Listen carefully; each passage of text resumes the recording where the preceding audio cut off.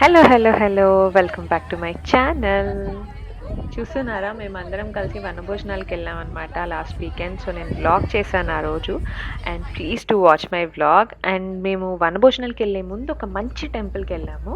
ఆ టెంపుల్ పేరు సీతారామస్వామి టెంపుల్, అమ్మపల్లిలో అనమాట. శంషాబాద్ దగ్గరలోని ఒక తోటకి వనభోజనాలకి వెళ్ళాము. దారిలో మేము ఆ టెంపుల్కి వెళ్ళాము. Temple was very very special. Architecture చాలా చాలా బాగుంది. అసలు ఎంతమంది అక్కడ ఫొటోస్ తీసుకుంటున్నారంటే, అంటే ఫోటో షూట్స్ అనమాట స్పెసిఫిక్గా. సో ఇవాళ నేను మీకు ఆ టెంపుల్ చూపిస్తాను. The temple is the most special part of our వనభోజనాలు. సో ఇది దాని ఆర్చ్ లోపలికి వెళ్ళేటప్పుడు నేను తీయలేకపోయాను. The temple started here. చూస్తే మనకు అర్థమవుతుంది చాలా పాతకాలం నాటి టెంపుల్ ఇది అని తెలుస్తోంది. అక్కడ చాలామంది స్వాములు కూడా ఉన్నారనమాట. And so this is the main entrance of the temple. Entrance దగ్గర కూడా ఒక పెద్ద ఆర్చ్ ఉంది. అంటే పాతకాలం నాటి టెంపుల్ కాబట్టి ఆర్కిటెక్చర్ అంతా చాలా బాగుంది. చాలా స్పేషియస్గా పెద్ద ఏరియాలో కట్టిన టెంపుల్ అనమాట. ఈ కాలంలో నాకు తెలిసి ఇంతగా మనం చూడలేము ఇట్లాంటి టెంపుల్స్. ముందు ఏనుగులు ఉన్నాయి చూడండి ఎంట్రన్స్ దగ్గర. అండ్ ఎంట్రన్స్ దగ్గర మెయిన్ ఆర్చ్ చాలా చాలా పెద్దగా చాలా బాగుంది. అంటే ఇది చాలా సినిమాల్లో కూడా చూపించిన టెంపుల్ అంట. చాలా షూట్స్ జరుగుతాయంట ఇక్కడ. నాకు చూస్తే అనిపించింది ఏవో 2-3 సినిమాల్లో చూశాను అని. ఎందుకో నాకు ఈ గుడి చూసినప్పుడు ఏదో నితిన్ సినిమా ఏదో చూశాను, ఆ సినిమాలో ఇది చూశాను అని అనిపించింది అనమాట. ఎంత బాగుందో చూడండి. ఆర్కిటెక్చర్ చాలా చాలా బాగుంది. స్కల్ప్చర్ చాలా బాగుంది. అండ్ పాతకాలం గుడి పెద్ద ఏరియాలో కట్టారు కాబట్టి కోనేరు కూడా ఉంది. అంటే కోనేరు దగ్గర అయితే ఎంతమంది ప్రీ వెడ్డింగ్ షూట్స్ చేసుకుంటున్నారో చూడండి. ఒక సైడ్ అంత క్లీన్గా లేదు, ఒక సైడ్ మాత్రం చాలా క్లీన్గా మంచిగా ఉన్నాయి వాటర్. మా అబ్బాయికి అది ఏంటో కూడా అర్థం కాలేదన్నమాట. అంటే ఇట్లా ఉంటే కోనేరు అంటారు. Say hi Vihaan, say hi.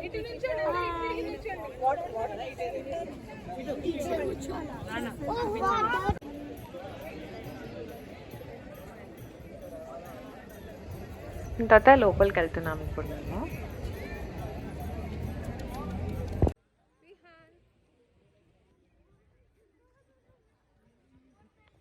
అని మాత్రమే వెళ్ళాము. ఇంట్లో మిగిలిన వాళ్ళకి కుదరలేదన్నమాట.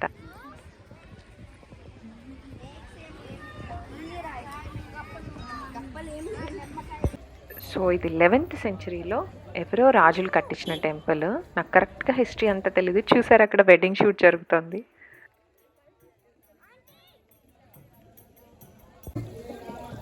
ఓకే సే ఇంకా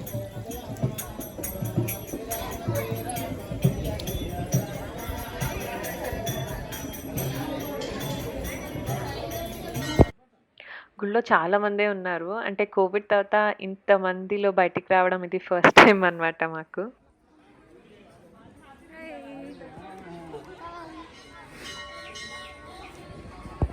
చూడండి, ఇక్కడ చాలా మంది ముడుపులు కట్టేశారు.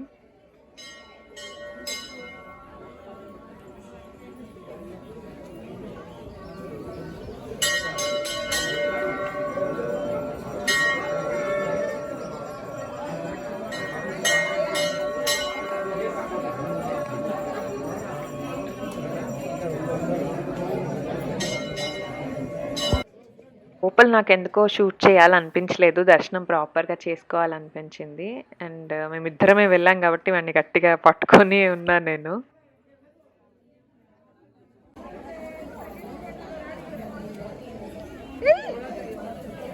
ची ची ची रामाच्या देवळात लग्न करणं.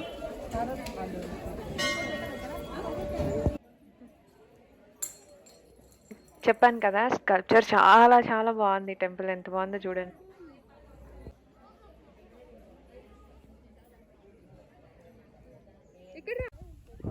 దర్శనం తర్వాత మేము తోటకి వెళ్ళాము. తోటలో కూడా చాలా బాగుండింది. అంటే ఒక అంకుల్ వాళ్ళ తోట అనమాట. వాళ్ళు చాలా బాగా హోస్ట్ చేశారు మమ్మల్ని.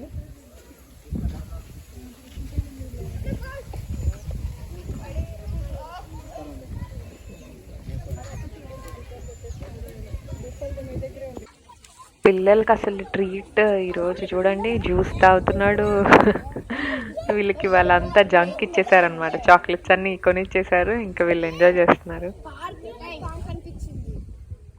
తోట కూడా చాలా బాగుంది. అంటే ఇక్కడ మామిడి సీతాఫల్, నిమ్మకాయ, స్వీట్ లైమ్ కూడా ఉన్నట్టున్నాయి. చాలా ఉన్నాయి, పెద్ద తోటది.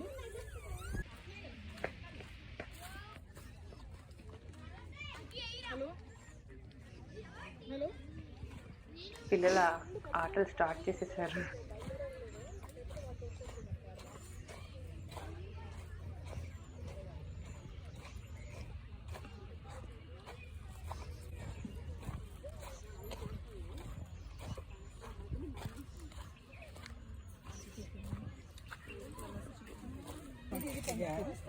ఇదా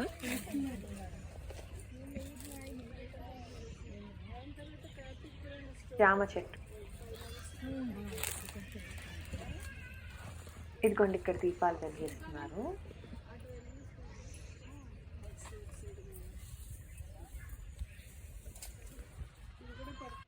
ఒకసారి మీకు తోట చెట్లన్నీ చూపించేస్తాను. చాలా చాలా బాగుంది తోట. అంటే ఇలాంటి వాతావరణంకి వచ్చి చాలా రోజులైందనమాట.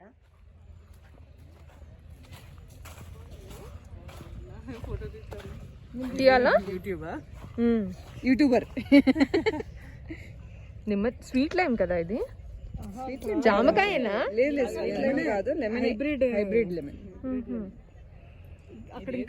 అరేంజ్మెంట్స్ అన్ని చాలా బాగా చేశారు. ఇట్లా కార్పెట్స్, చైర్స్. సో కార్తీక మాసంలో దామోదర లీల వినడం చాలా మంచిదంట. మా పెద్దమ్మ చెప్తున్నారు, చూడండి. కేశవుడి గురించి, శివుడు గురించి వాళ్ళు ధ్యానంలో ఉంటారు. వాళ్ళిద్దరు ధ్యానానికి కావాలంటే శక్తి స్వరూపుడు. ఆ శక్తి లేని ఏమి నడలేం. మనలో కూడా ముగ్గురు ఉన్నారు. మనం జన్మ ఎత్తాము అని అంటేనే శివశక్తులతో కలిపెత్తాం. ఆ చిన్న పిండంలో కానీ ఇంత ఎదగాలి అంటే ఖచ్చితంగా కేశవుడు కావాల్సింది. కేశవుడు మనం పోషించేటప్పుడు దానికి తగ్గ శక్తి కూడా వీడు ప్రసాదించాల్సింది. సో దాంట్లో ప్రాణశక్తి ఇంత పోషిస్తుంటే కేశవుడు అమ్మవారు శక్తిస్తుంటే దాన్ని తిరిగి ఉండకుండా, అంటే టైం వచ్చేంత వరకు లయం చేయకుండా దాన్ని కాపాడేసిన ప్రాణజ్యోతిని కాపాడాల్సిన వాడు శివుడు. సో ఈ ముగ్గురిది విశిష్టత కూడినది కార్తీక మాసం. అయితే మామూలుగా మీకు పంచాంగం దీంట్లో చూసుకుంటే అంటే 12 నెలలు మనకి 12 నెలలకి ఒక భగవత్ స్వరూపుడు ఆధిపత్యం వహిస్తాడు. కార్తీక మాసం అనే కాదు, చైత్ర మాసం నుంచి పాల్గొన మాసం ప్రతి మాసానికి. అందుకే మీకు గుర్తుంటే నామకరణాలు చేసేటప్పుడు పిల్లలకి మాసనామం, నక్షత్రనామం, వ్యవహారిక నామం 3 రాయిస్తారు. అంటే నక్షత్రానికి ఎవరైతే అధిష్టాన దేవత ఉంటారో వాళ్ళ పేరు మీద ఒకటి, అది మన చాయిస్ ఉండదు, ఆ బ్రహ్మగారు రాసి పడేస్తారు ఏదన్నా. అలాగే మాసానికి అధిపతి ఎవరో ఆ మాసమే. ఈ శ్రావణ మాసానికి కృష్ణుడు ఎలాగో ఈ కార్తీక మాసానికి దామోదరుడు. దామోదరు అంటే కృష్ణుడు కొన్ని సహస్రనామాల్లో దామోదరుడు కూడా ఒక పేరు అనమాట. సో ఆయన దామోదరం ఎందుకు వచ్చిందంటే నడు చుట్టూరా మచ్చ వచ్చేసింది తాడుతో, అందుకోసం చెప్పిన దామోదరుడు అని ఆయనకు వచ్చింది. సో ఆయన ఈ కార్తీక మాసానికి అధిపతి. సో ఈ కార్తీక మాసానికి అధిపతి దామోదరుడు కాబట్టి ఖచ్చితంగా కార్తీక పురాణం 30 రోజులు చదవగలిగిన వాళ్ళు శ్రేష్ఠుడు. ఏమీ లేకపోయినా కనీసం దామోదర లీల విన్నా కూడా తరించినట్లు. సూక్ష్మంలో మోక్షం అంటారు కదా, అలా. మీరు యాక్చువల్గా పిల్లలు కూడా చాలా బాగా ఎంజాయ్ చేస్తారు. మన అన్న పుత్రుడు సాక్షాత్తు భగవంతుడు అవతారమైన వైకుంఠవాసుడు అనేది ఆవిడకి తెలియదు పాపం. ఆవిడ ఒక పిచ్చి తల్లి, ఈయన ఒక పిచ్చి కొడుకులాగా యాక్ట్ చేశారు కృష్ణుడు కూడా. ఏ రోజు గలాటాలు, దొంగతనాలు చేయడం, ఇది చేయడం, వాళ్ళు వచ్చి ఈ అమ్మ కంప్లైంట్ చేయడం అలా. సో ఎక్కడైనా చూడండి, నేను జనరల్గా అమ్మ మెంటాలిటీ ఎలా ఉంటుందంటే మన పిల్లాడిని మంచివాడు అని అంటే మనం ఉప్పొంగిపోతాం. మీ పిల్లాడు ఇలా చేయడానికి కానీ ఇంకా తల్లికి ఉక్రోషం వచ్చేస్తూ ఉంటుంది.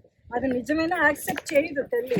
సో ముందు రోజు అందరూ రోజు అనమాట, నీ కొడుకు ఇలా వెనపూస దొంగిలించాడు, నీ కొడుకు పాలు దొంగిలించాడు అంటే అసలు ఏంటమ్మా నీ కొడుకు, నీ ఇంట్లో లోటు ఉందా నీకు, నీ కొడుకు నువ్వు కంట్రోల్లో పెట్టుకోలేవా, ఇవన్నీ యశోద కంప్లైంట్స్ అనమాట.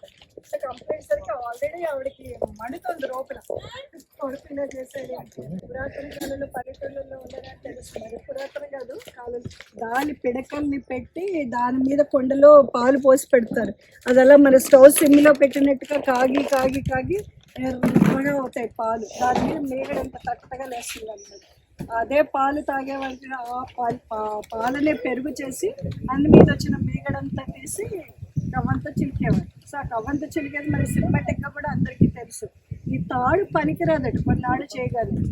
ఒక నెల 15 రోజులు ఇలా తాడు చిన్నగానే ఆ కవ్వానికి చిలికి మీకు అర్థమవుతున్న పిల్లకాయలకి ఆ తాడు ఏదైతే ఉంటుందో తాడంతా రప్చర్ అయిపోయి ఆ తాడు తీసి పక్కన పడేస్తాయి. అలాగే కుట్టలు ఉంటాయి. ప్రతి గోపాల తీసేసింటాడు, మళ్ళీ కొత్త తాడు పెట్టుకోవడం, మళ్ళీ కడతాడు తీసుకోవడం. సో కృష్ణుడు 5 సంవత్సరాల వరకు వాళ్ళ అమ్మ దగ్గర పాలు తాగాడు. అంటే మాటలు వచ్చేసారు మీతో. సో ఈవిడ పాలు దాళ్ళ మీద పెట్టి పెరుగు పెట్టి చిలుక్కుంటుంది శుభ్రంగా నీట్గా. పొద్దున్నే కదా రోజు పొలిసి తెల్లారి కట్టే స్నానం చేసేసి శుభ్రంగా పప్పు పెట్టుకుని, పప్పు చుట్టూ పూలు పెట్టుకుని, మంచి చీర కట్టుకుని, అది చేసేటప్పుడేమో ఇది పొంగు దోపుకుని అన్నీ చేసుకుని చక్కగా ఏదో లొల్లై పాటలు పాడుకుంటూ చేసుకుంటాడు. అమ్మ మా ఫ్రెండ్స్ వచ్చేసారమ్మా, నాకు చాలా లేట్ అయిపోతుందమ్మా, అర్జెంట్గా నాకు పాలు కావాలి అని. ఉండరు అని అంటే అంతేనమ్మా, నువ్వు నాకు పాలు ఇవ్వవు కానీ మీ తప్పలన్నీ చేసుకుంటూ ఉన్నారు. సో మరి ఆ కన్నయ్య మీద ప్రేమ కదా, సరే కదా ఉండి 1 నిమిషం అని చెప్పి తీసుకెళ్ళి సన్నయ్య వచ్చి పాలు ఇస్తూ ఉంటుంది.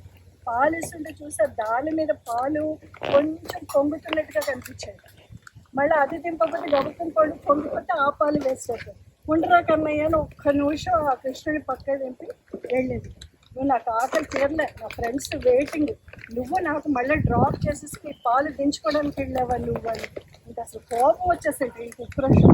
ఆ కోపంతో అమ్మ మీద సభసా చూసుకుంటూ పోయి ఆవిడ చిలుగుతుందని దాన్ని పట్టుమని రాయేసేసరికి ఏమవుతుంది, మజ్జిగ మీద వెన్నపోస్తే సహా మొదటిసారి కాలుతుంది.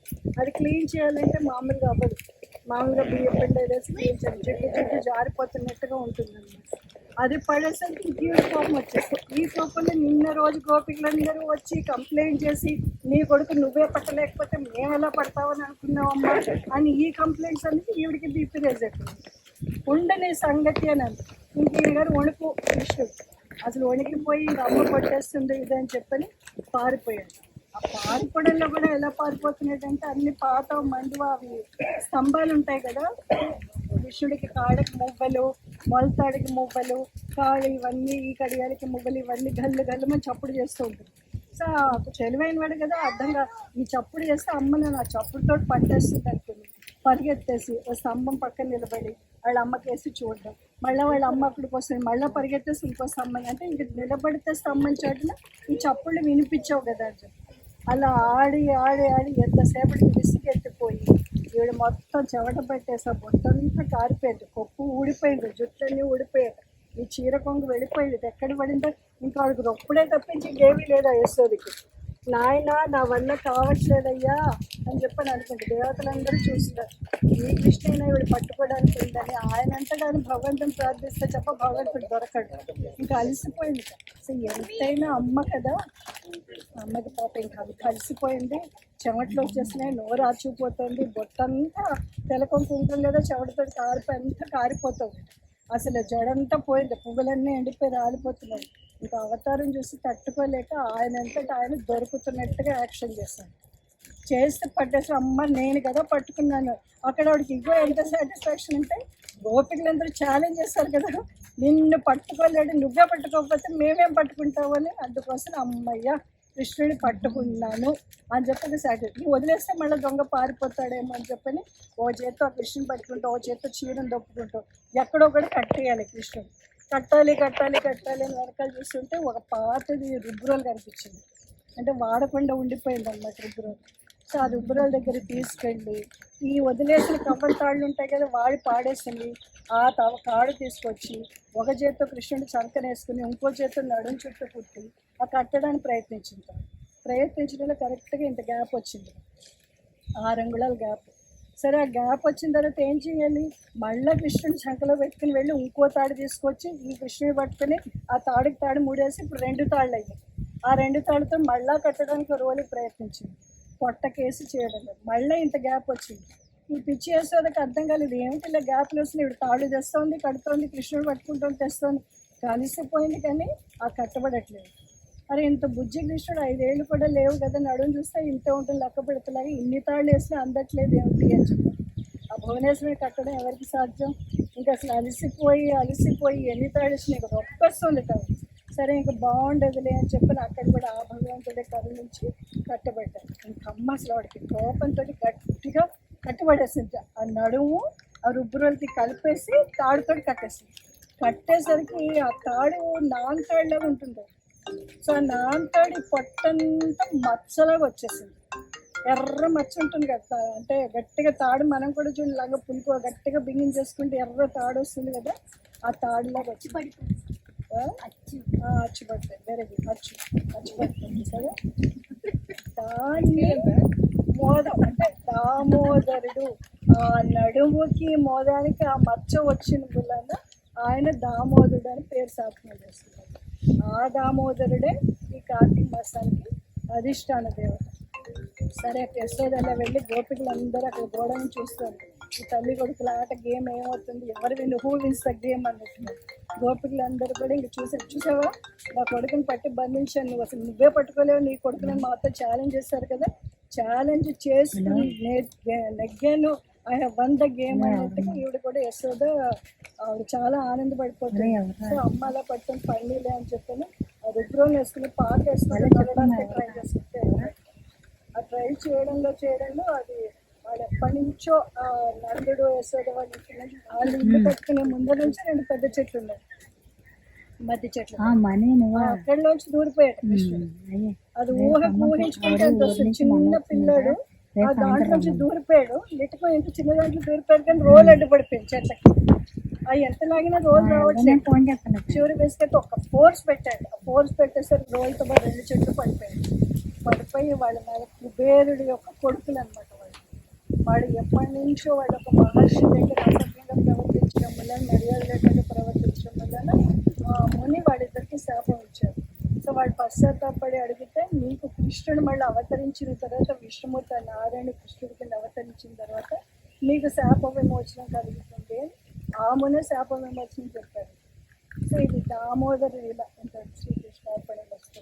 వాడి శాప విమోచనం ఆ దామోదరుడు ఎందుకు అయ్యాడు, ఓకేనా? అర్థమైందా? సరే, కార్తీక మాసం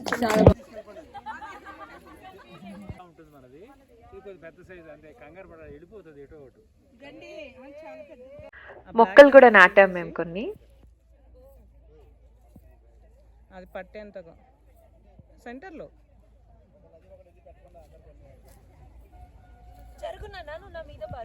ఆ పైన బ్లాక్ కవర్ తీసేసి పెట్టేయండి.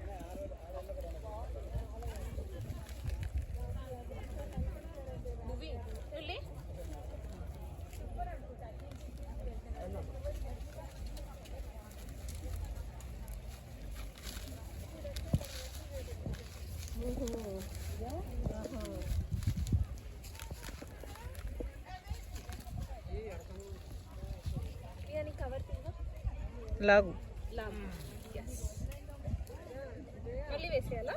అంతే. సుమిత్ర అక్కడ ఉంది.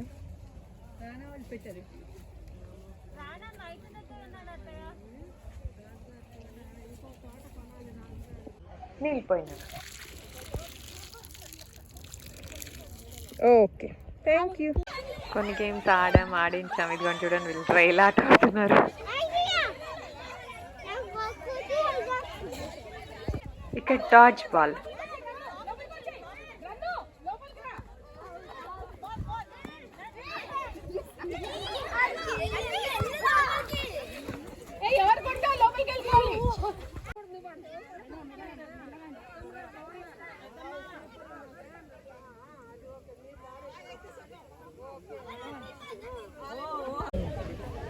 చేసి 4:30కి అట్లా రిటర్న్ స్టార్ట్ అయిపోయాము. త్వరగానే వచ్చేసాం, 6 కల్లా వచ్చేసాం రిటర్న్.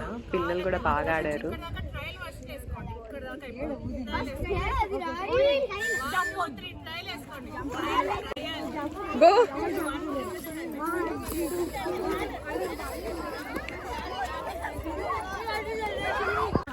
అదే తోటలో అంకుల్ వాళ్ళకి ఒక నర్సరీ ఉందన్నమాట. ఈ నర్సరీ నుంచి వేరే చిన్న చిన్న నర్సరీస్కి సప్లై చేస్తూ ఉంటారు. ఇదిగో ఇక్కడ చూసారా, చిన్న చిన్న వాటిల్లో మొక్కలు పెట్టి అవి పెద్ద అయిన తర్వాత కొంచెం పెద్ద, ఇప్పుడు నేను పెట్టాను కదా మొక్క, అలాంటి దానిలోకి షిఫ్ట్ చేసి అన్ని నర్సరీస్కి పంపిస్తారంట.